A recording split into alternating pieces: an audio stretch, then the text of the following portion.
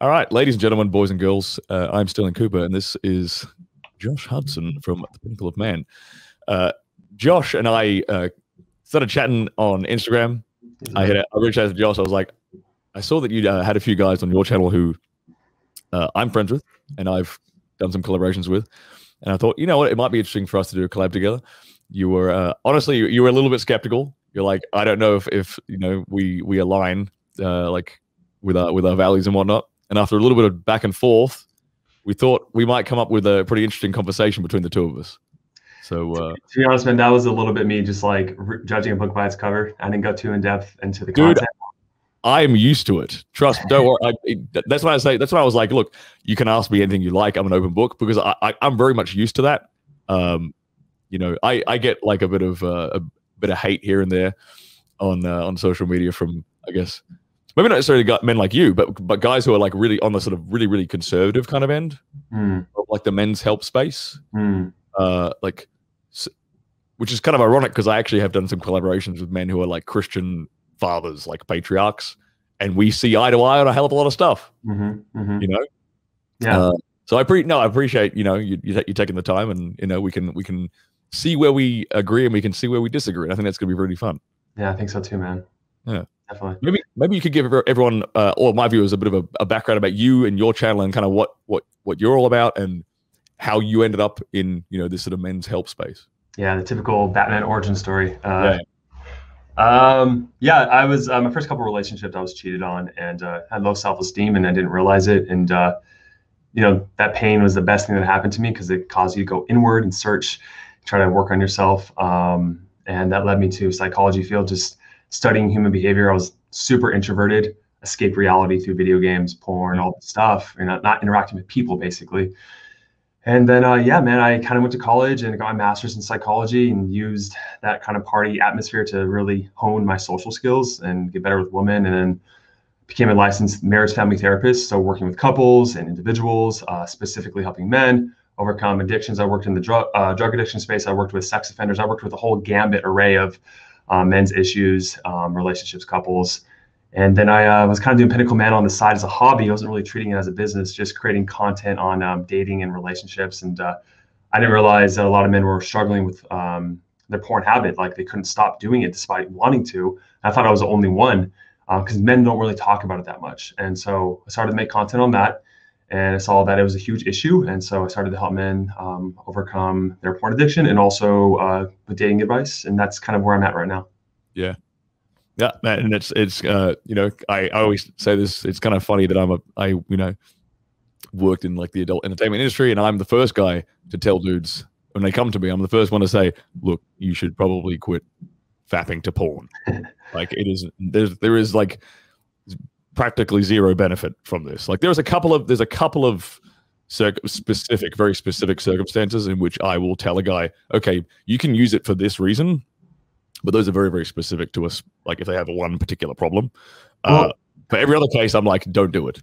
Well, Sterling, the thing is, man, is like, I don't know if you want, like some of my videos, I really actually state my view towards pornography. I don't see it as a bad thing morally, right?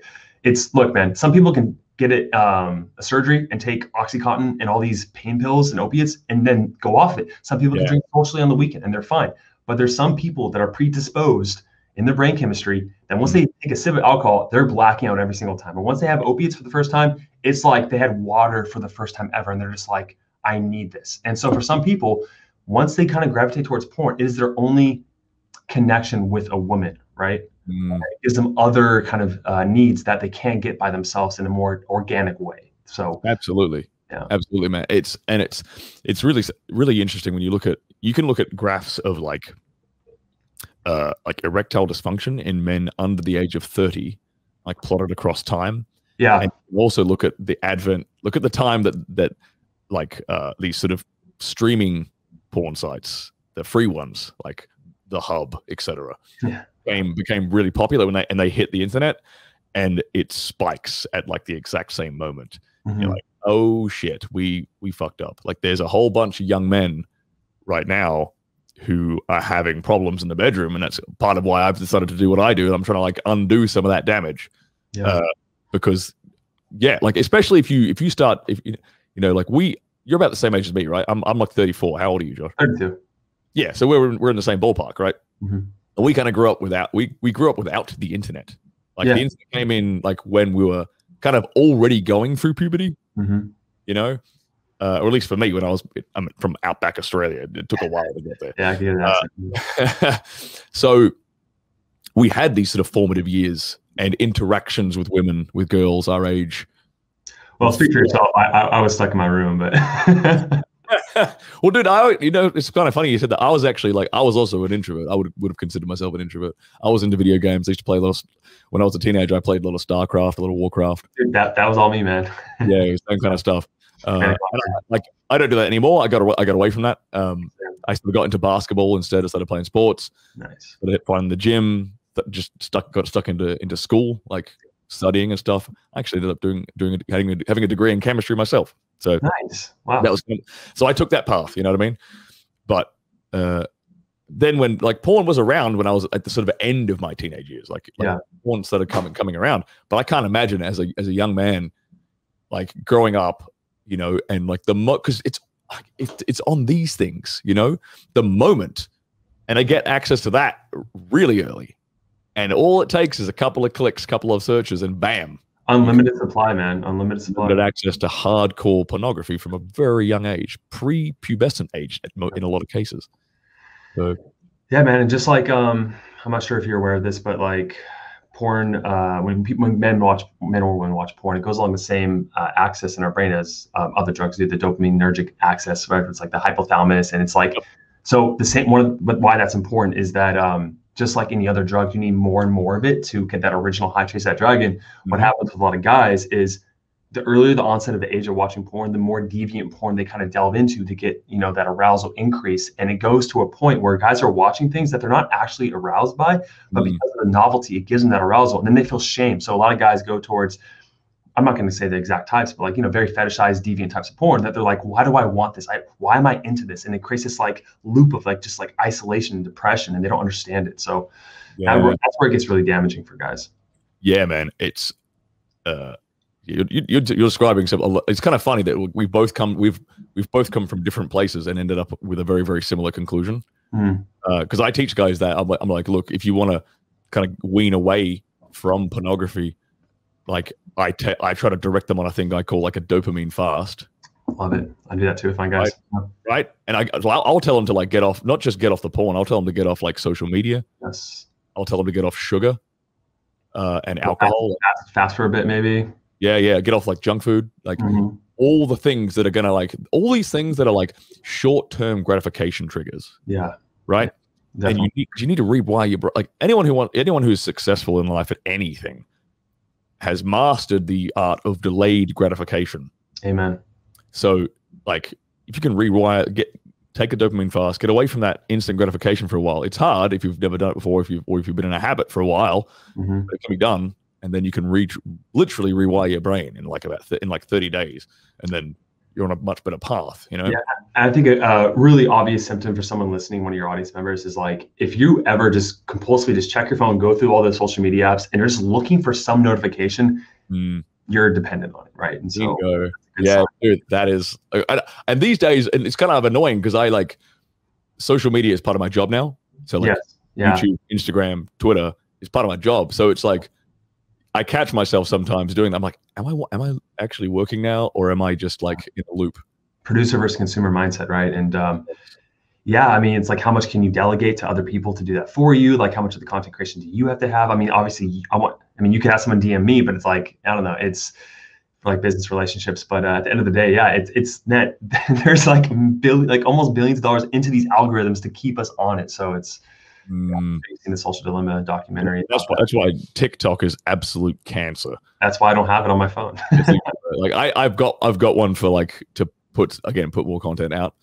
But I'm just like this, like going, like when I first started it, I was like, would go through some of the comments on it. I'm like, oh my God, this is like, because you know how when YouTube back in the day, I don't know about you, but my YouTube comments aren't typically that like vile. They're actually pretty reasoned for the most part.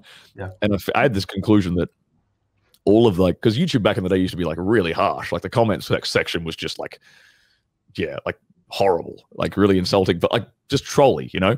And I feel like a lot of those trolls kind of went to TikTok because the TikTok comments can be like that. And I'm like, oh, and it's people just like arguing back and forth in the comments. I'm like, this is hilarious. No, it's funny. I was creating a stand-up bit one time, and I was doing this, like, I'm not gonna tell the joke here because it's not perfected, but I was just saying how like porn comments are the most positive comments you will ever see on any video platform. Like, she's doing great. Oh, she's amazing. I love this. Dude, you're actually not wrong. That's so funny. I've never thought about that, but I obviously had, you know, I've got stuff that's on the hub, right? Mm-hmm. And like looking, so I used to like look through like the comments on my scenes and stuff to see how people received it. And you're right, it's the same thing. It's like, well done, man. Like, this is great. He does a great job here. She's beautiful. She's like, there's no negativity. You're actually totally right there. Rarely, right? Yeah, it's funny, man. It's kind of ironic, right? But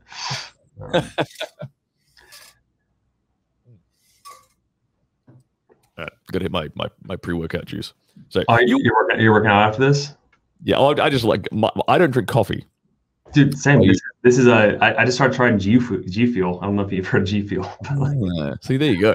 I'm on the C4. C4 is my brand of choice. Nice. Yeah, I kind of cycle between different types. Should get them to sponsor this thing. I know, right? All the time. Yeah, is it cool if I ask you some questions about? Absolutely, man. Absolutely, man. It's cool because you can learn about me, and you might be able to bring stuff out of me that I don't naturally like just come out with on this show a lot of the times. So it's cool. It's kind of my bread and butter. So I mean, I'm just kind of curious, like, you know, I'm sure a lot of people watching, and it's especially some of my audience who like understand some of this, is like, how do you get into the industry? I'm sure someone's really curious how you get into it, the field, you know? Yeah. It's not easy as a guy. It's like one of the hardest. It's without a doubt, it's the hardest industry to get into as a man. That's because so many guys want to do it. They're like, oh, I could be a porn star, no problem, right? Every guy thinks they could do it. Yeah. Yes. It is brutal. I'm not gonna lie. So the way I see it in your eyes, the war stuff.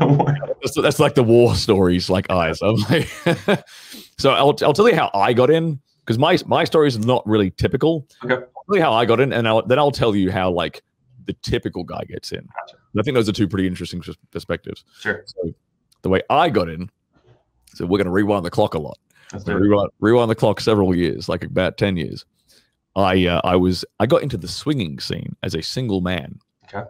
Because I was actually learning like kind of like pick up advice, dating advice. Like I said, I was an introvert. I had a similar situation to you. Like my first girlfriend like broke my heart, blah blah blah. And then I went to Google. I was like, how to talk to chicks, like how to get a girlfriend, blah blah. Learned some stuff. Went out and applied it. Met some guys. Had some wingmen. Did that whole thing. And then I learned a little bit of online game. Like Tinder was barely like I think it had barely come around. But we had this website in Australia called Red Hot Pie, which was basically like a dating website, but purely for the swinging community. It's really interesting. And so I was like, I'm going to give this a try. Created a profile, sent out some messages. I was applying like, you know, I was obviously more charming than the average dude on there who was just like thirsty as hell. Yeah. So I got invited to parties, met some girls, blah, blah, blah, got in that kind of scene for a while. In that scene, I met some girls who happened to work as high-class companions. Who worked as escorts back in Australia. Well, that's legal in Australia. And they said to me, you know what, you'd be pretty good at this. You should give it a try. And after a few girls had told me that, I was like, you know what, stuff it. I'm going to try it. And so I started advertising in Australia. And I started getting clients, and I was doing that for a few years. And basically like taking wealthy businesswomen out on dinner dates, giving them what we would call the boyfriend experience. Yes. That was kind of the job for a few years. And then again, in that industry, a lot of the girls in Australia who did high-class companion work also would do pornography in Australia for Australian studios to advertise themselves, basically. Okay. And so I was like, you know what? I'm going to try this as well. And then I pitched a director. He got back to me. He was like, yep, give it a go. But what I actually did was this is the most professional application anyone has ever sent in to a director, I guarantee you. So I met up with a couple of mine who we used to swing with a lot. And I got a camera and I rented a hotel room and I recorded us, obviously with their consent. I recorded us, having some fun. And then I took that clip, I cut it up into each position and I put it in a Dropbox folder. And then I emailed this guy. I was like, hey, I'd like to apply to be a male talent. Here's my background. I've done I've done swinging, I've done this, I've done that. I'm an exhibitionist. I'm obviously okay in a group scenario. Here's evidence that I can do the job on camera. I'd love to work. I'd love to give it a shot. Very professional. Yeah. Super professional. And he got back to me and he was like, this is the most professional application we've ever received. We'll give you a go. And that's how I got my first shoot in Melbourne. And then I was there in Melbourne for like 6 months shooting. And then I sort of leveraged that to get work. Yeah, there was some connections in Melbourne who had connections in London. So I leveraged the work there to get work in London, flew to London, lived in London for like 6 months and worked in England scene, in the porn scene in England. And then I did the same thing again in Budapest, Hungary. Wow. Yeah, in the Czech Republic, in Prague. And then I leveraged that. I ended up working for some pretty big names like Rocco Siffredi. That's a pretty common name for guys to recognize. Okay. Worked for him for a bit. And then I leveraged that work, and then I got work in Los Angeles, and now I'm here in the USA. So that's kind of you baby step from like, okay, it's the way that dudes can get in. Don't play sports leagues. Like you go from one league into like America's like the top league in the world, right? It's like you have to work your way up. It's exactly like that. Yeah. And you have to prove that you can do the job. Like, so, and because here's the thing, like no director wants to take a risk on a new male talent. Sure. Because it's like in America here, like let's say in Los Angeles, like the average shoot is going to cost the producer like at least $6,000 for like one scene. So and it's all dependent upon the man. Like that part of this job is brutal. It's extremely high pressure. So if you don't do your job properly, he is down $6,000. And directors don't like to use new guys. So if you can sort of prove that you can do the job by like, okay, I've obviously worked for these directors over here. Here's evidence of the fact. Sure. They'll give you a shot. And so that's how I was able to like leverage previous work for the next work, for the next work, for the next work, slightly bigger studios each time. Now, the way that most guys get into it over here, though, in America, though, one of two ways. One, sometimes there's there's actually agents over here in America, in LA and Vegas. There's what? Sorry, I didn't hear that. Talent agents. Agents, got it. Who represent guys and girls. So you can actually hit up these agents and apply. And like not everyone obviously gets in, but if you happen to be, shall we say, extraordinarily physically gifted, typically they'll at least give you a shot and be like, all right, come in, we'll take some photos of you and we'll see how you go. And they might get you a shoot with like a tiny studio just to try you out and see if you can do the job. And then they'll get feedback from the director. And if the director said you did a good job, then they might start pitching you to other people. That's kind of how that'll work. So that's one way guys can get in America. The other way this is the more common way, is most guys get in via a girlfriend. Interesting. So their girlfriend will be like kind of dabbling in porn or will do porn.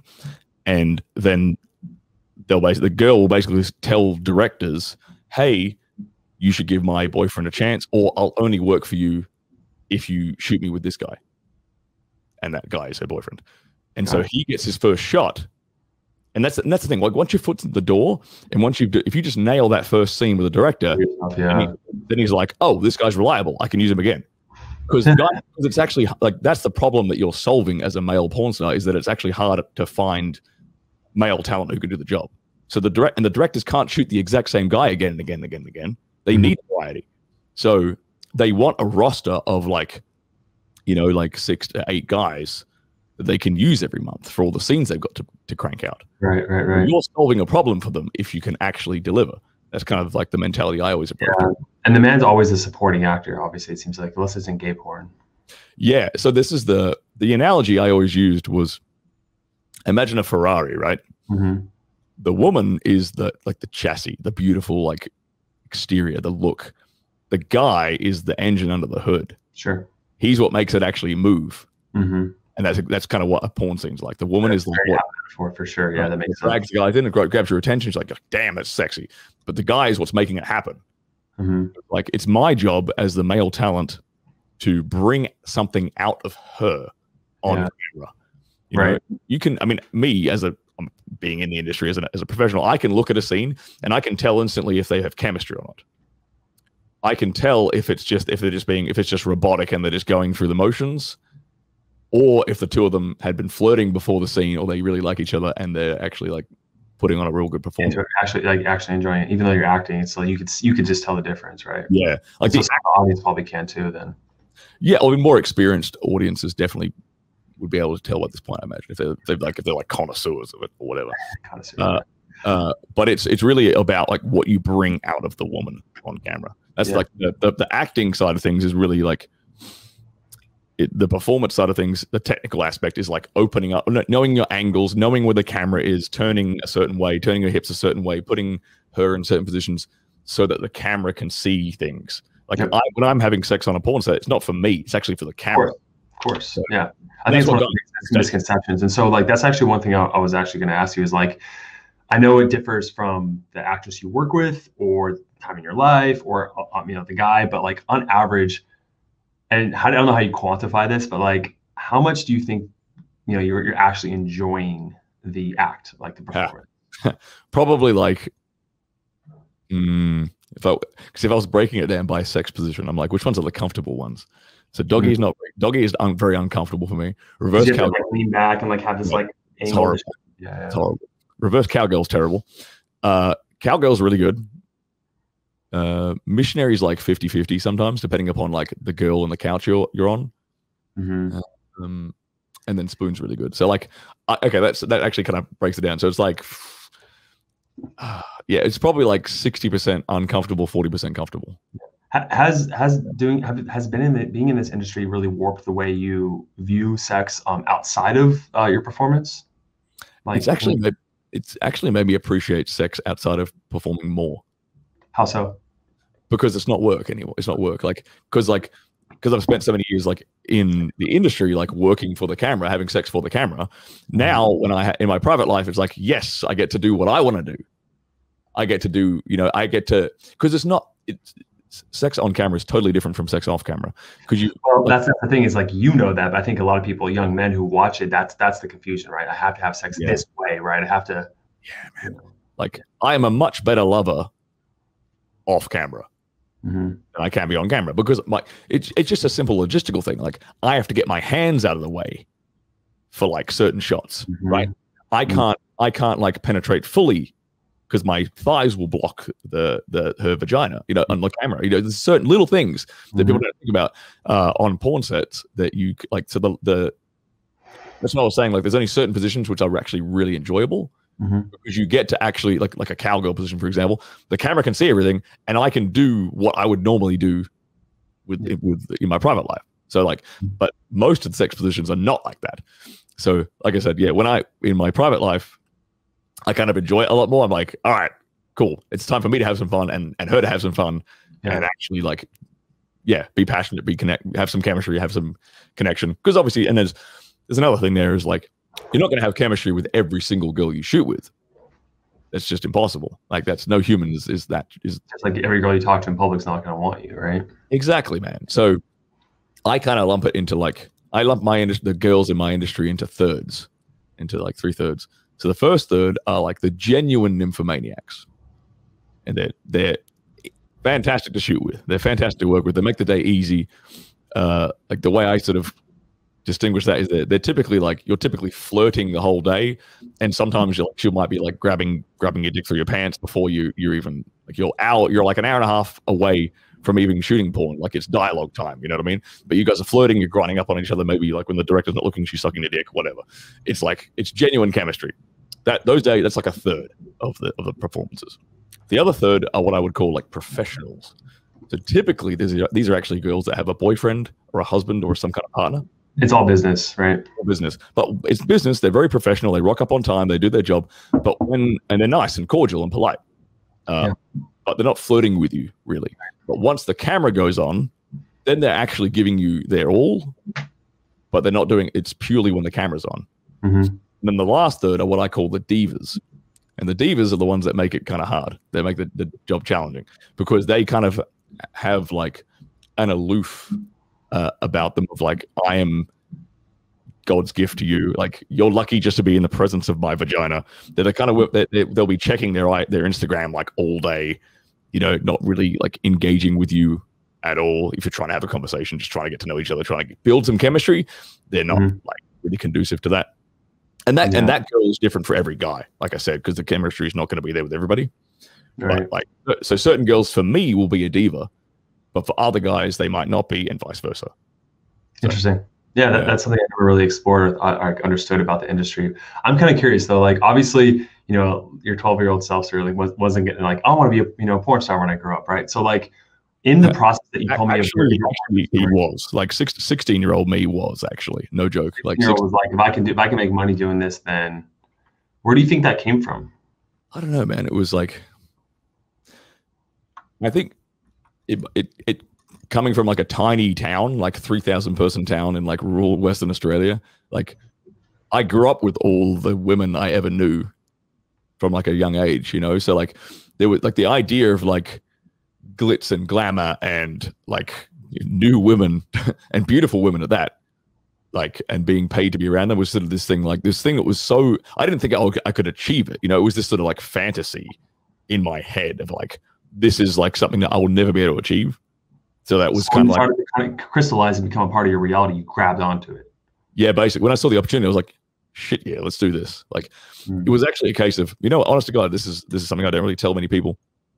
I had a loved one who was this is when I first got into the industry, right? Which is kind of what made me get into the industry, like take the leap.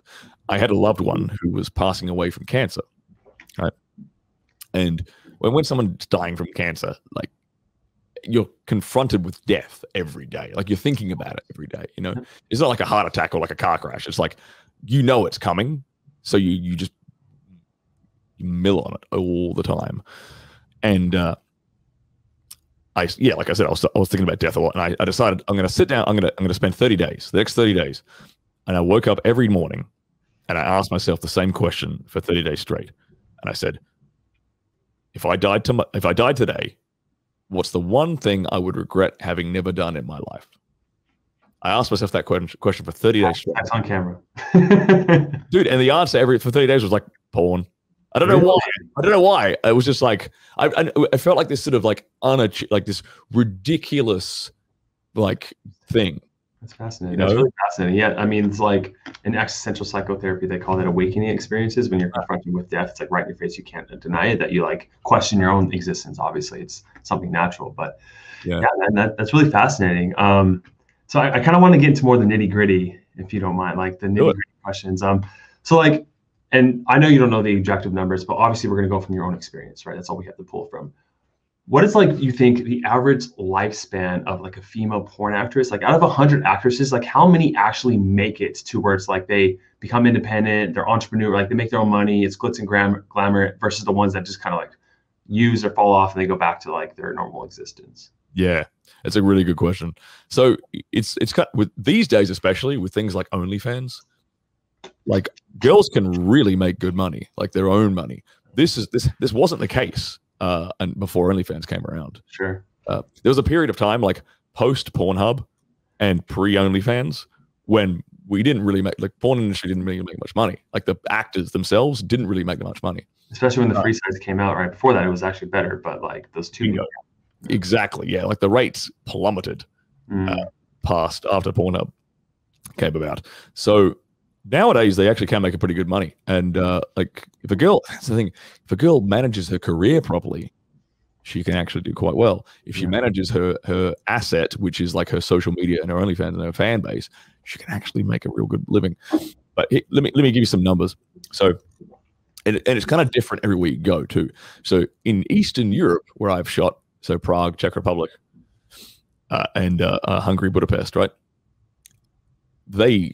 It's unfortunate. They churn through the girls real quick. Yeah. Like not the average, like the median, right? The most common, I always get this confused. Median is like the most common data point, right? Yeah, I think so. Yeah. Is it the median or mean? I'm pretty sure it's median. You were in chemistry. That's more math based than I was. So yeah, I know. I should know this. But let's just assume I'm using the correct word. So the median lifespan or career span for a female porn star in Eastern Europe is about 6 months. No shit. It is nothing, man. That legitimately is shocking to me. I thought it was going to be at least a year. Damn, man. No, they want like 18-year-old girls. They're like, they're not 18 anymore. It's like bye-bye. Here's why. Here's the reason why. So they don't really have anyone to manage their career. There's agencies there, but they're not like the agencies in America where they'll kind of help the girl with her career and try and direct her a little bit. In Eastern Europe, it's just about the cash. So they're like, new 18-year-old girl, all right, we're going to send her to these studios. And dude, sometimes within like 2-3 months, they've got the girl doing like double anal. Like that quick. Like it's insane how fast they push these girls through all these different sex acts. And here's the thing, like, so that's why they get what we call shot out, which means they've shot for all the directors there in that area, and they've done all the sex acts that anyone wants to see them do. So there's nothing left for them to do. Novelty, they go through it all so fast. Yeah. Bingo. Now, in America, sometimes you'll get a girl doing that. It's because she doesn't really know her way around the industry. She hasn't done her research. She hasn't had anyone give her good advice. If she ends up with a good agent, they will pace her career out. Or if she's intelligent, she will pace her own career out. So, for example, like she might spend, the first year, she might come in the industry and she might spend her first 6 months to a year only doing girl stuff. Then she might do the next 6 months to 12 months doing just regular. She might start doing blowjob scenes and then maybe just boy-girl scenes. We call them, a guy and a girl, we call them boy-girl. It's just like the nomenclature of the industry. Yeah. And then 6 months later, she might start doing like 2-guy, 1-girl threesomes or something like that. Right. And then after that, maybe after 2 years, she might start doing anal. But you see the idea, like you see, she's pacing herself. Yeah, and it's based on like what the guy would want too, right? It's like like guys, when they follow a porn actress's career, they want to see these intensive kind of things happen, but like they have to wait for it, so it's like it extends her value a little bit. Yeah, it keeps the fan base hungry. You know, it's interesting. One of the most popular porn stars in the world that there's ever been, my good friend out here in Miami, Sarah J. She has been in the industry for like at least like 15, 16, maybe like 20 odd years, something like that. She's been around for ages. And you know why? She's never done butt stuff. Ever. She does it in her personal life. I know she does. She's told me. She's never done it on camera. She's just kept that carrot dangling there for her fan base. Maybe one day. Maybe one day she'll do it. We'll stick around. We'll keep hanging around because we want to see that. Like it's that simple. But no one tells these girls this. Also very, very business minded. She understands that it's a career, that it's like that she is the product, that she has to market herself. So but that is like maybe like 1% of women who come into this industry come in it with that attitude. Angela White is another great example of that. They come at it with a very business focused mind, very methodical in the way they break their career down. They're very good at self promotion. But no one's teaching these girls how to manage their money, right? Most of them, right? Like, so like if they start making all this influx of cash, they're probably spending it on the most random shit, and they're just like, all right, money's gone. Oh yeah, that's what you'll see with these 18-year-old girls who come in, because dude, so talking about rates, right? Brand new girl, 18-year-old girl in Los Angeles, she'll get paid, like if she's got a good agent, she'll make like somewhere between $800 and $1,200 per scene for a boy-girl scene. For an 18-year-old girl, that is a lot of money. Yeah, for sure. She's making $1,000 a day, and she will shoot, like if she can, if her body holds up, she will shoot 30 days a month. What do you mean if her body holds up? What does that mean? Because sometimes they might get like a bruise if they don't have good iron intake. They might get bruises here and there. They might get their period and they might just decide to stop for a few days. They get like cramps and stuff. Or sometimes they might get like their vagina might have a pH balance problem. And they'll have like a yeast thing they have to like fix. So they have to take a few days off for that. That's very common actually. Well, it's not really talked about. No, not at all. Like there's a whole bunch of stuff I can talk about that no one talks about. That's what I'm here for. And that's why I was looking forward to this. So the yeast, because you've got different partners, like lots of different men inside you, it changes the pH balance of a woman. Interesting. Yeah, I never knew that. Yeah, especially if they're doing cream pie scenes, that'll really throw things off. So right. So the different semen, it causes a difference in pH. Sure. Yeah, it just changes the environment down there. So sometimes they can get a yeast infection and they'll have to screw around that. Other times they might just be burnt out, man. Like because it's a lot. Like they're on set for like because they have to get up first. They're getting up first thing in the morning to get in a makeup chair. So their call time is normally like somewhere between 6 to 8 a.m. My call time is until like 10 a.m. typically. So the dudes are there less time on set. So the girl's sitting there in the makeup chair. She's shooting all day. Sometimes she might do 2 scenes a day if she's brand new. If she's got a hustling kind of mentality. Other than that, she might be shooting like back to back to back to back because she's hungry for money. She's like, yeah, I can make all this money. Great, let's do it.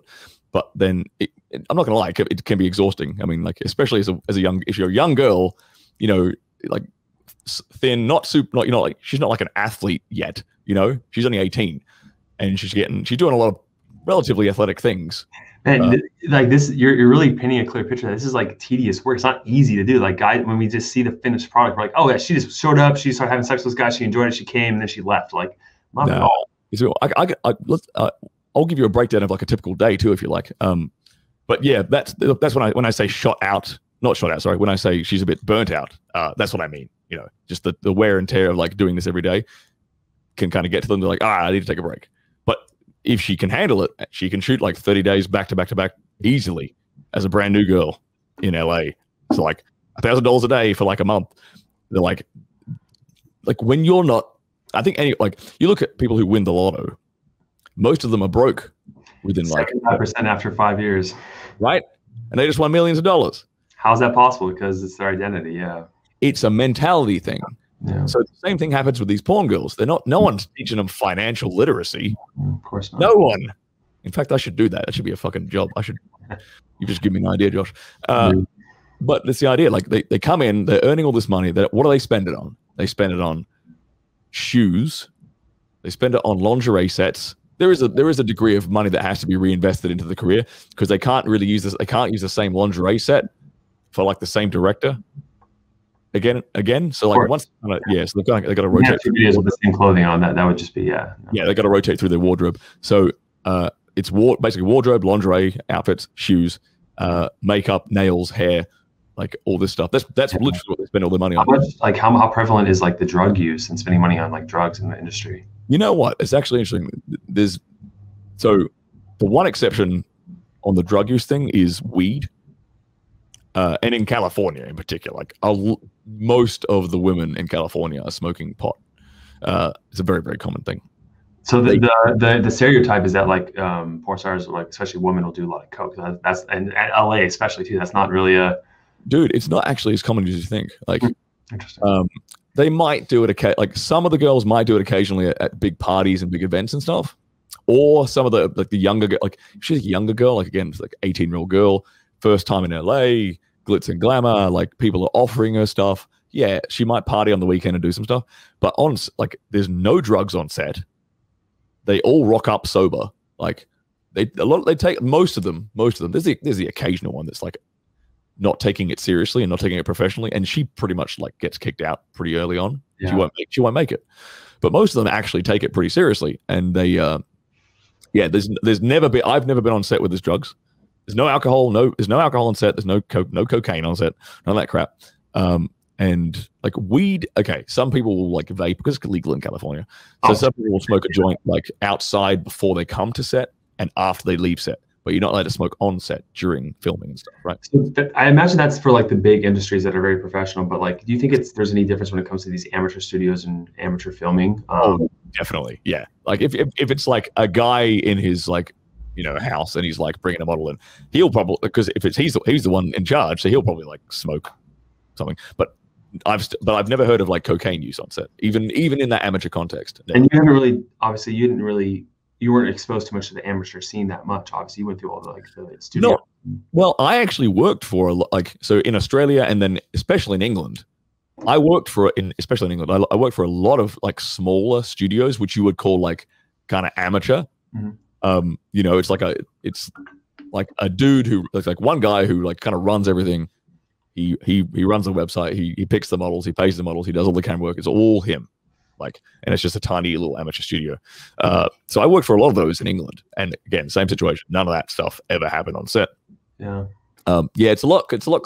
Maybe it wasn't like that. I've talked to people who've been in the industry for like 20 years, and it wasn't like that in like the 70s, 80s. It was a lot more party.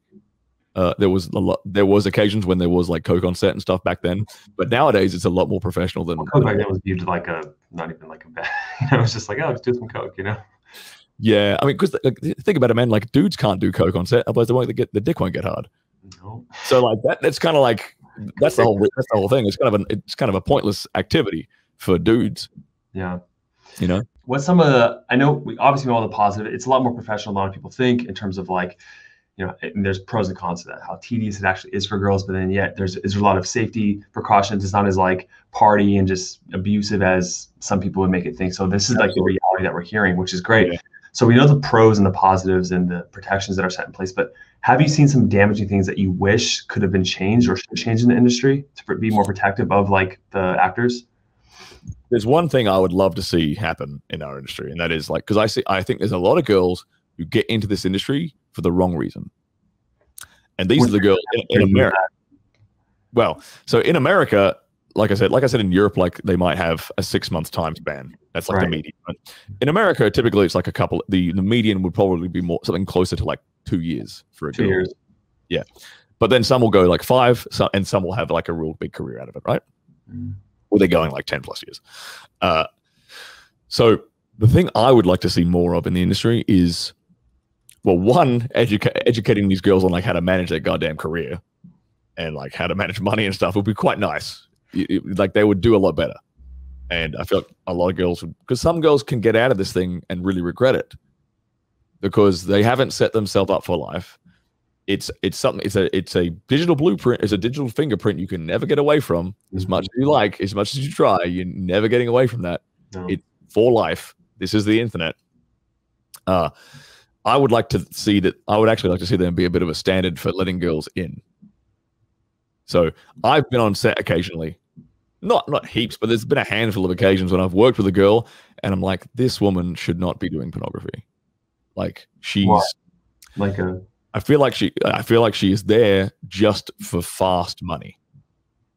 She's not there because she's a really sexual person and she wants to explore her sexuality and she's an exhibitionist and she likes doing this sort of stuff. Like that for me, that would be the criteria. Like putting in those thirds, you know, she doesn't fall into the category of the nympho or the one who's like there for biz or yeah, like that. Because here's the thing: when I talked about those thirds, like the one who's the girls who end up being divas, typically they actually start out as nymphomaniacs and then they become really popular and like the fans kind of blow up. Yeah, and they get really narcissistic and then bam, they're a diva. But they typically start out for the right reason. But I have worked on occasion with girls who I'm like, you're just here for like a quick paycheck. I can tell, like, and they're not really like present. There's a bit of a dead look in their eye. It's kind of like, I don't really want to be shooting this. I'm like, ugh, really? And I'm talking to them. I'm like, not talking to the director. I'm talking to the girl. Like, you sure you want to be? You sure you're comfortable being here? Like, do you want to? You know, you sure you want to keep doing this? I'm fine if you want to cancel. Whatever, blah blah.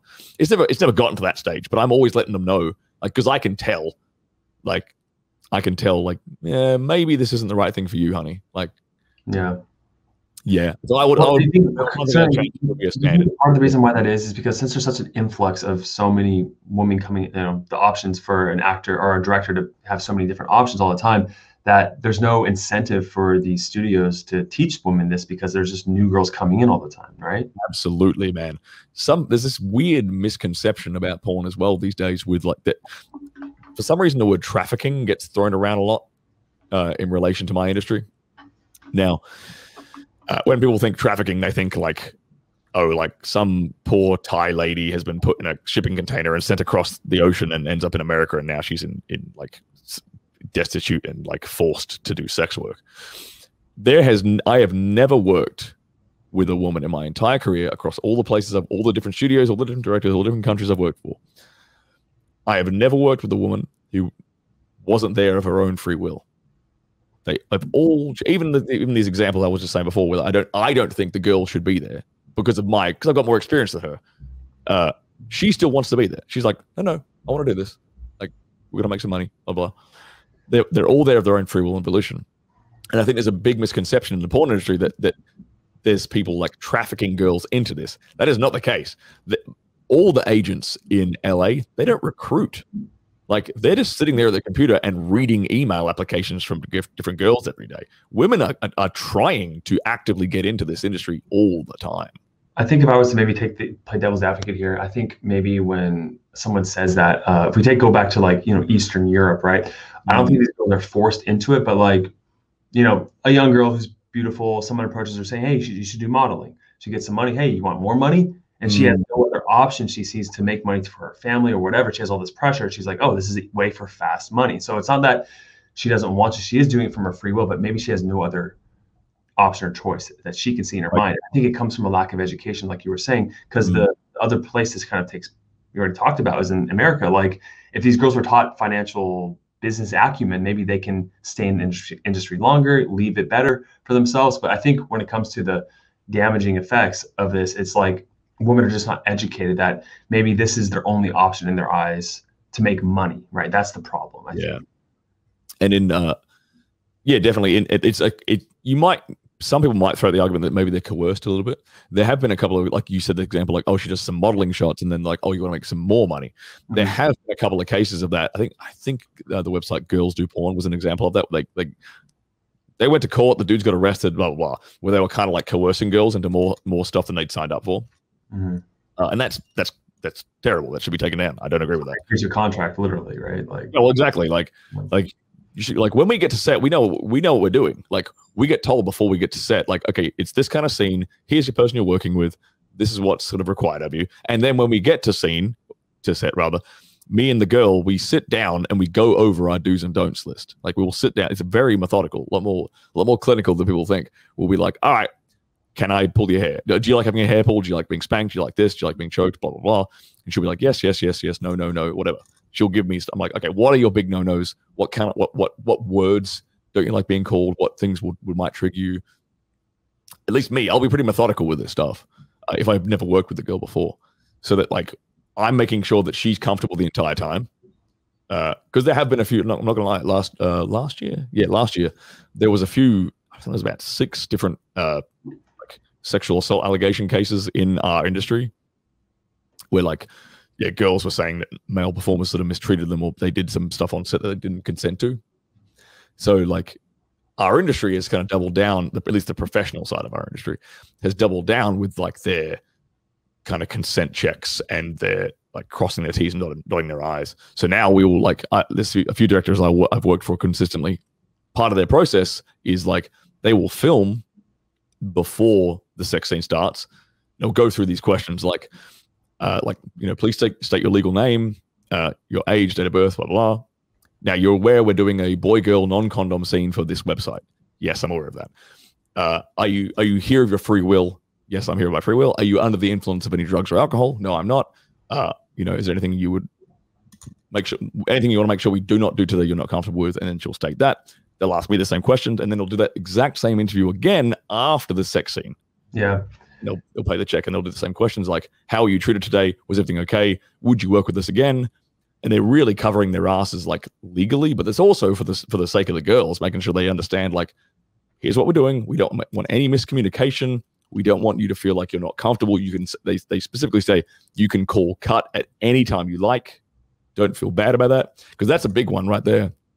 Talking to a lot of these young girls, a lot of them feel like a bit hesitant to sort of say stop or call cut if they do get into a situation like in a rougher scene where they're not, like, they don't want to feel, they kind of, it's a bit weird. They're like, they might be feeling a little bit comfortable, something might be hurting, and the male talent can't really tell, and the cameraman is still filming, but she might not call cut when she should. So I will always try to be checking in, like, any chance I can. I'll be checking with my female talent. Like, that's the thing, is, like, a lot of those allegations, I'm sure, were more of those kind of rough, abusive types of scenes slash. They weren't like scenes for kink.com, like BDSM specifically. They're actually the safest sets, oddly enough. But they were more like gonzo, what we call gonzo scenes, where it's just like a dude with a camcorder and they're just having kind of like raw, passionate kind of stuff. To a degree, rough to a degree kind of sex. Yeah. Tough question. Let's do it. Yeah. How do you feel about, like, you're having sex and you're performing, and a lot of these videos and products that you're creating, that it could be in front of the eyes of, like, 10, 11, 12-year-olds that are seeing this, and then this is their first exposure to sex. Yeah. Like, that is something that, like, because I want to be a dad, relatively soon. It's literally, that's like in my, plan for the next few years. And it's like, what precautions would I take as a father, a parent, to stop that from happening? You know, that's kind of like where I'm at with this. Because I mean, a kid can jump on Netflix and watch a horror movie. A kid could jump on Netflix and watch something very like watch a really violent documentary or something. You know, you can see people getting shot in the head on the news. So it's sort of like it's up to the parents to control that exposure to their kids. Like, our stuff is not intended for that audience. Our stuff is intended for an 18-year-old, like someone of age, someone who's aware of what sex is. That's what its intention is for. You know, so if we're going to take like another way of looking at this is like maybe with drugs, like obviously like you know, alcohol is intended for people over 21, but you're saying as a parent, someone who's under 21, their responsibility to see if their kid's drinking or not and being irresponsible because that product is not meant for that person. Is that what you're saying? Yeah, exactly. Like same thing. I wouldn't like. I mean, the drinking thing. If I didn't want my kids to be drinking before 21, it's my job to make sure they're not drinking. You know what I mean? Because they're under your care. Like they're under your care for a reason for that until that age. You know, we've sort of deemed like, okay, people under this age are pretty irresponsible and not great at making like long-term decisions for themselves. So the parents are gonna step in and take the charge of that and teach them like how to live their life properly. You know, in some cases they do it great, and in some cases they unfortunately don't do a great job.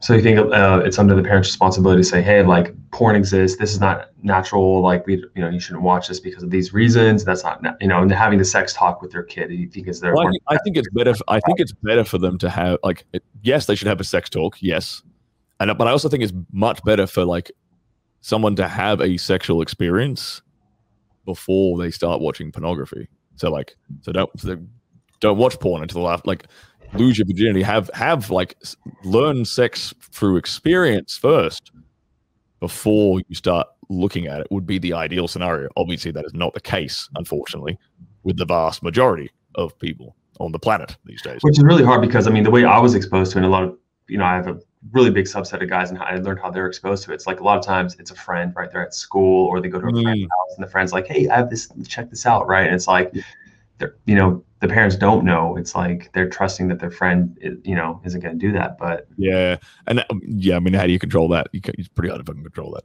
Like, there was talk in like the UK and stuff about trying to like age regulate all these sites, but the problem with that is like it's the internet, man. As soon as you do that, as soon as all you need is a VPN or like a different website is going to pop up to take over. And what's the safeguard? Like, are you 18? Yes or no? It's like yes. I remember that when I was a kid. I'm like, I am 56. Bang, like like it's gonna lie on it. So, but in regards to like, so let's look. That's like my kind of like ideal scenario that's never gonna happen response, right? But in terms of like, okay, a younger person sees this, because I saw this sort of stuff when I was like 15, 16, whatever, and it's like, well, how do you sort of like deal with that and manage that, right? And it's like there needs a lot of female directors actually these days are kind of trying to put out more like erotica style porn, which is obviously not that like really intense hardcore stuff. So that like, which is actually kind of aimed at more of a female audience, like an older like middle-aged female audience actually. But in the ideal scenario, like a kid is kind of going to understand that, like understanding this is not sex education. This is a fantasy. This is not real life. The same way that a superhero movie isn't real life. We are portraying a fantasy, a sexual fantasy, because most people are never going to most adults are never even going to have the kind of experiences that we have on screen, right? And even not even just the sex acts, but like the scenarios themselves. That's actually something that's another thing I have a problem with, actually, is like the scripts that are written for my industry are basically all written from the perspective of like the guy is a bumbling idiot and like the woman is the seducer and the sexual aggressor. What is that teaching guys? That they that same shit, right? They're teaching guys which is not the way the world really works. Like men are actually the ones that have to like go up and talk to women and approach them and make something happen and seduce them, right? I think one of the reasons why that is because the majority of the consumer, I think, is they don't have that. They're going towards porn because of that. Like myself when I was younger, because they don't have the ability to do that. So like, oh, this gives me an experience that would actually make sense in my own mind how it would play out, how I want it to play out, right? But it's a fantasy. It gives them a fantasy of like, oh, I can just sit back and beautiful woman will come to me. I mean, that's the ultimate fantasy, right? Is like a beautiful woman just coming to you and wanting to pull your pants down or whatever. So it's like, it's actually, it's like, I look at it from that perspective. It's like a mind fuck in two different ways. It's if they actually watch the dialogue part of the production, which we put a lot of work into, by the way. We put more, it's the most ridiculous thing in our industry. We put more time and effort into like the dialogue of these scenes than the actual sex part. And it's like, no one's watching that.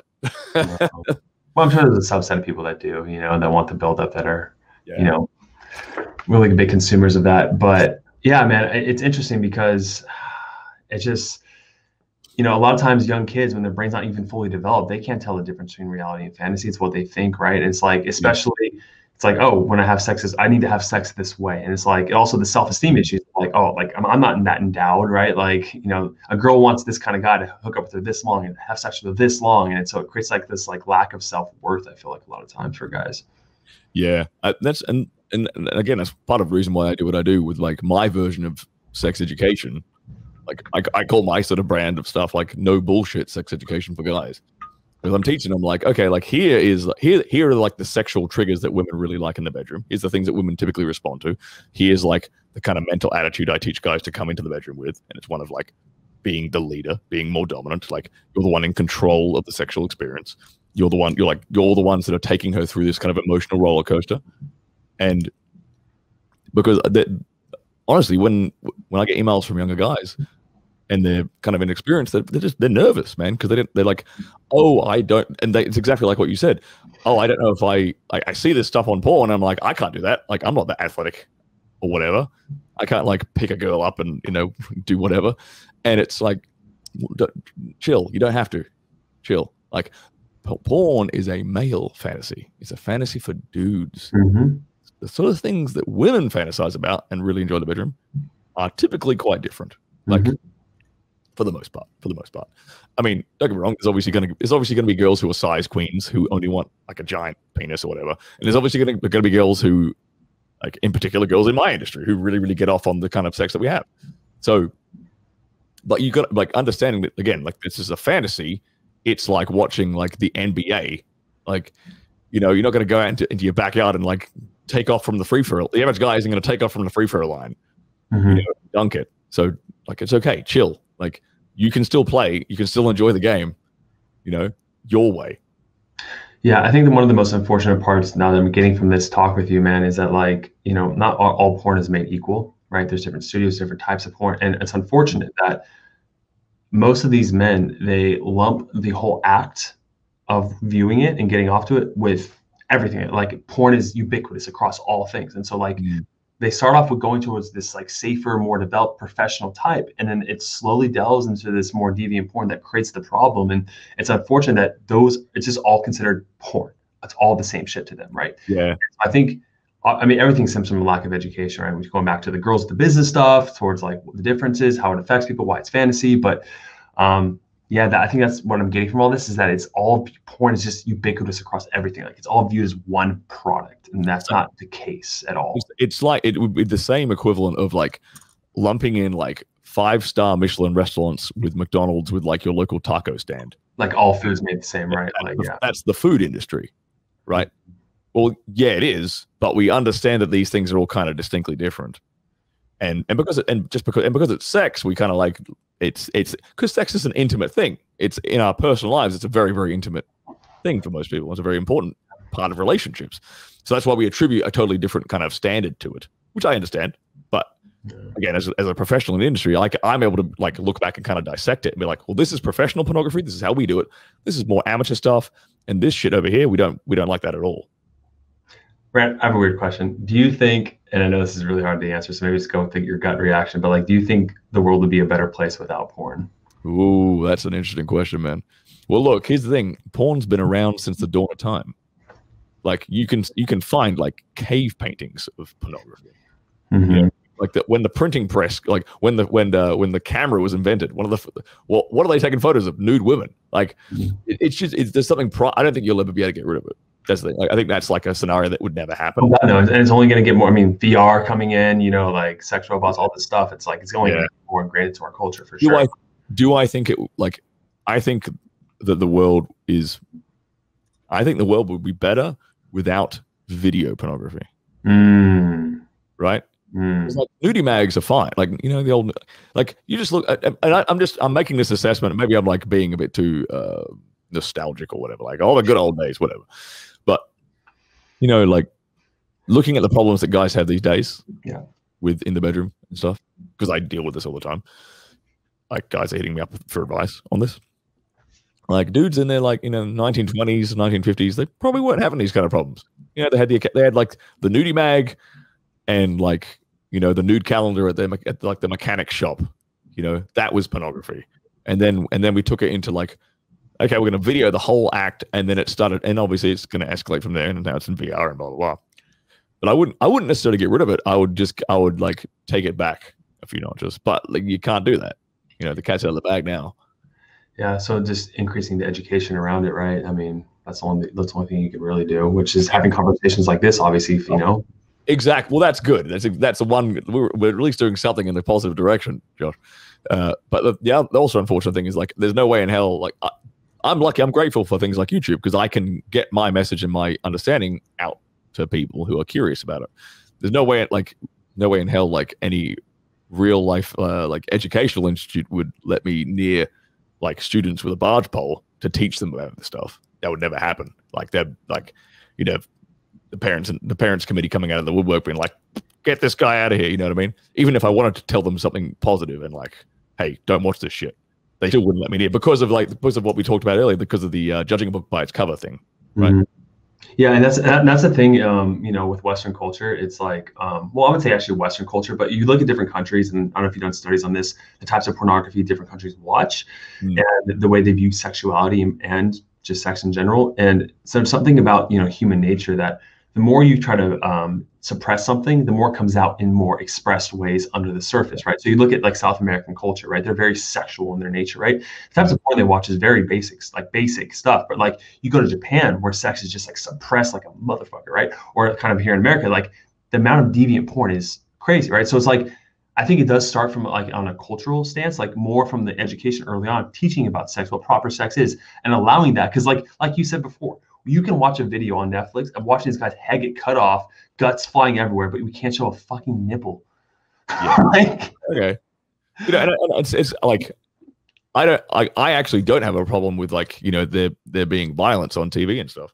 It's just like you understand, like if you're like, my parents didn't let me watch that kind of shit as a kid, like because they put some rules down, and I understand that's hard to do today with like technology, et cetera, et cetera.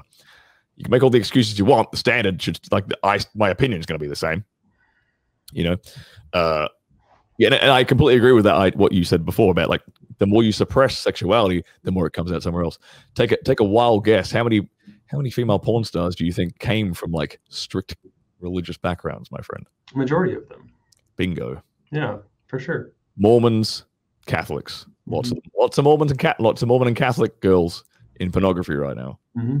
Yeah, I'm not surprised by that at all. Yeah, I mean, is a typical trope. Is that the typical trope of like an average girl? Like she was suppressed her sexuality from the Midwest. Like, you know, she wanted to get away from like all this suppression and like maybe just control. And she's like, I'm gonna like say fuck you, parents, and then go to Hollywood and have sex on camera. It's a bit of that, and it's actually a combination of a couple of things. That if there was a couple of tropes I would put out there, that would kind of be one of them. Like the girl who's raised in a, and even the guys too, not just the girls. There's a lot of dudes as well in my industry, like a couple of guys who are really famous, like pastors' sons, you know, like who've been sort of sexuality has been shunned their entire life. Yeah. So there's that kind of trope. They were sort of very religiously, this sexuality was religiously shunned when they're younger. And the other type is actually kind of like the nerdy girl who was not popular. Like got male attention in high school. Yeah. And then she kind of came into her beauty after high school, and she's like, I want to get what I never had in high school. Yeah. And that's kind of the other real common thing I've seen. Yeah, I was going to say something else. Is that kind of like in alignment with you on the male side a little bit? Yeah, I guess that's kind of me. Like I wasn't, would I say I was kind of sexually repressed? Yeah, I guess it was more the case of like, I didn't really get much female attention when I was like a teenager. So I'm like, I was like, hell yeah, let's do this. Like, now I'm like, all right, cool. I could live out all these fantasies I had as a randy, horny teenager. And get paid doing it. and get paid, you know, and pay the rent at the same time. You know, look, if people talk about people run around talking about the gender pay gap and stuff in the Western world, they don't know about the gender pay gap until they look at pay structures in pornography, my friend. I've heard stories. we're paid about half what the women are paid. Yeah. On average. Yeah. Depends on the industry, right? No, the pay gap is a myth, and I'll be the first to say it. I mean, it's men work longer hours, we work more, you know, difficult jobs, yada yada. Yeah, I'm just throwing out a joke, you know. Yeah, I know. Yeah. You won't get any argument from me on that one. That's kind of the reason why, again, I said before we went live, like I kind of got cancelled from the LA porn scene because I'm a bit too vocal on Twitter about what specifically? About my opinions on like male female dynamics, really. Like, because I'll point out stuff. I'll be like, look, this is a bit ridiculous over here. Like, and it's another thing that people don't really understand about porn. The porn industry is, especially in Los Angeles, very, very woke SJW culture. Very much that way. And it's a situation of like you either agree with absolutely everything we dictate or you are an evil person. You know, so me just having this conversation today, there'd be a whole, most of them aren't going to watch my channel because they're like, fuck this guy. But if they did, they would be like so angry about the things I'm saying on this podcast, like being honest, you know, and saying things like, well, maybe women should learn, maybe these young girls should get some financial advice. They're like, oh, they're strong, independent women. Screw you, Stirling. Like, have it your own way. I mean, you've seen clearly like the fallout from all of that. And, you know, if you want people to not kind of like be used just as products, right? It's kind of the part of the issue, right? And see them as people and like help them out, right? But I mean, do you think there isn't? I mean, there is an incentive, obviously, for these people who, you know, producers to really have new models coming in all the time, right? So why would they? Yeah. Because then if she does, like, if a porn star, if she does learn her own kind of how to be her own product, right, and treat herself and be her own business, she doesn't need the industry. Like, she can do it all herself. She can hire filming crews. She can do her own social media. Yeah. And there's a lot of girls who do that. There's a lot of very, very successful like amateur girls floating around the internet today who've never really done a mainstream porn scene, shall we say? Because typically that's also a mistake that a lot of girls will make, is that they'll, because honest to God, these days I think a girl could make more money being her own, you know, producer, director, agent. If she does it right, yeah, for sure. If she does it right, if she's got a business mind on her head and she understands the industry, she can make a hell of a lot more money on her own because she's in control of like what people see, and she can dangle the carrot on everything. Right. You know, so what some girls will do is kind of a combination. Some amateurs will occasionally shoot like one scene for like a big company, like a Brazzers or an Evil Angel or something, and that is kind of intelligent in terms of marketing because it exposes her to their giant audience, and then if they like her, well, there's only one place to find her. On her website, her OnlyFans, her social media. Right? That's the correct way for girls to play the game. A lot of them don't do that. And they don't know that. So. Yeah, interesting. I should be in charge of their careers. That's what I'm saying, Josh. Maybe a good business idea for you, man, to start helping girls with that. But yeah, man, is there anything else that you wanted to like talk about with me on mine? I mean, I feel pretty fulfilled with this conversation so far. I think this is fantastic. I think we can. Let me jump in. I'll ask you really quickly about your your take and your sort of approach for nofap with guys. Yeah, like what do you teach guys specifically in regards to nofap, and like do you prescribe them like, you know, a way to kind of wean off porn? Yeah, so there's a lot of miseducation about like, so if someone, I'll start with this, like why someone comes to me, right? They're watching porn and they're looking at all this information and they're saying to themselves, objectively, cool, when I go 15, 30 days without watching porn, I just, for some reason, whether it's placebo or not, I feel better about myself, I feel more confident, all these benefits. And then, so they're like, you know what, I think I'd be happier if porn's out of my life. So they come to me, but they can't, right? Because they created a dependency, right? So a lot of times with guys, it's when they're bored, right? Or they were rejected by a girl, right? They'll kind of turn to porn, right? So it's like, we teach men that the biggest issue is not these surface level reasons of boredom, of arousal, you're just aroused. It's actually like you have a lack of a purpose. That's why you're bored. Because if you had a purpose, you wouldn't get bored. You'd be busy all day doing what you're doing in life, right? So we address it from the core level issues, like develop a purpose. You have a lack of connection. Like when you're isolated, I'll even show you the graph. So it's like, if we take this graph or this circle, right, this like watching porn right here. When guys watch porn, they usually feel shameful, regretful, empty, frustrated, whatever. When you feel those low level emotions, you tend to isolate yourself, right? Now, when you isolate yourself oftentimes, because you don't want to go talk to people after you watch porn if they're feeling shameful. So you'll isolate yourself, right? When you're isolating yourself, you become more stressed out, just, biologically. When you're more stressed out, the way they kind of numb their stress is they escape back to porn. So it's this deviant cycle. It goes until they get to a point where they're just like, they feel completely empty as a man, weak, right?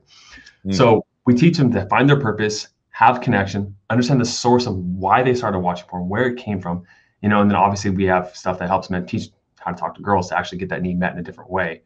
And so that's how I kind of approach it, is I go into the core level issues instead of these surface level things. Because guys think like, oh, maybe I take cold showers. Maybe if I, watch enough videos, maybe if I like have a good morning routine, and that's cool. It helps, but it's not addressing the root cause of the issue, right? So we help them with the root cause of like just not having low self-esteem, right? Not being able to, they're too introverted. They can't talk to a girl, yada, yada, all that good stuff. So yeah, I think that's fantastic advice. That is really good. That's exactly it. It's like all this other stuff is like putting a Band-Aid on it, right? 100%. The metaphor I give, like I know you like metaphors, so it's like imagine like this like dripping water over my head, right? And it's like, oh crap, like I want to get rid of this water dripping on my head. So most men, putting duct tape over the leak is like cold showers, is like morning routines, working out, which helps. But over time, their urges build and their desire to like escape builds like that water, and it eventually bursts and they watch porn again, they relapse. So we teach them to go, it's like to excavate, go into the actual where the source of the leak's coming from, fix it at the source, right? Which takes a lot of work, but once they do, the leak goes away, the urges go away. They don't need to rely on porn to meet these core level needs as a human being. Yep. Yeah. It's fantastic advice, Josh. Yeah, man. Where can my audience find you? Yeah, just the main YouTube channel, Pinnacle. the main YouTube channel, just Pinnacle of Man. That's where you guys can find me. There's all my ways to contact me through that my YouTube channel. So if you guys want to check out my stuff. Yep. And your IG, you want to put your IG while we're here? Yeah, I mean, honestly, so when I talk to you like on IG, I don't have it on my phone. I just go on my computer, so I'm not on it that much. Oh, there you go. Yeah, like I don't have much social media, just YouTube. And I'm actually trying to like get rid of like consuming YouTube as well. Just consuming of social media until I feel like I have control over it. But if you guys want to follow me on Instagram, it's just Josh Hudson, LMFT, for Licensed Marriage Family Therapist. Cool. All right. Excellent. Josh, thank you so much for your time, man. This has been awesome. Great conversation, man. I can't wait to take clips from this and like share the video and share it with you and everything.